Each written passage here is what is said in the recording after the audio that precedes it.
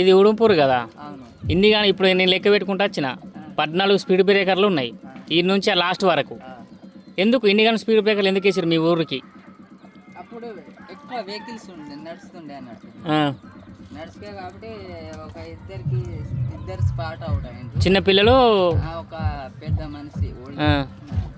తర్వాత మిగతా చిన్న చిన్న ఆవులకు మేకలకు యాక్సిడెంట్ అవుతుండే. అప్పుడు ధర్నా చేసి పాప చనిపోయినప్పుడు ధర్నా చేసారు మీ ఊళ్ళో అందరు కలిసి.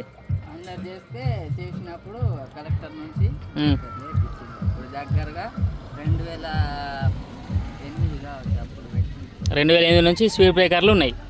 అంటే ఇట్లా బాగా స్పీడ్గా పోతారని ఇన్ని స్పీడ్ బ్రేకర్లు వేసారు ఈడికి వెళ్ళాడికి. అదే మరి ఇన్ని కానీ 14 స్పీడ్ బ్రేకర్లు ఉన్నాయి మీ ఉడుంపూర్లోనే, వేరే ఎక్కడ లేవు. ఎందుకని ఎవరిని అడుగుదాం అనుకున్నా కానీ ఎవరు ఏం చెప్తున్నారు? యూత్ కదా మీరు, అందుకే మీరు అడుగుదామని అడుగుతున్నా. అదేనా కారణం? మీరు ఇదేనా, వేరే ఏం పని చేయరా? మక్కంగులు అమ్ముడేనా? ఏదైనా చేను పని ఉన్నప్పుడు చేను పని చేసుకుంటాం, ఖాళీగా ఉన్నప్పుడు కంకులు అమ్ముకుంటాం. అంతేనా? ఇప్పుడు మీ చేనులలో మొత్తం కంకులు వేసారా? నిన్నటి నుంచి మాయే అమ్ముతుంది. మీయేనా? ఎట్లా ఇస్తారు? ఇది 100కు 10, 12 కోతులు బాధగా అమ్ముకుంటాం. కోతులకు చేనులో 2 కావలి ఉన్నారు, అయినా కానీ గీడికెళ్ళి ఎత్తుకుపోతాయి.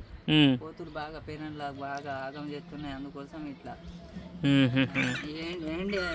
ఎండిపియాలంటే ఇంకా దగ్గరగా 1 రోజులు. ఆ 1 రోజుల వరకు కోతులు కథం చేస్తాయి, చిలుకలు, రాత్రి పందులు.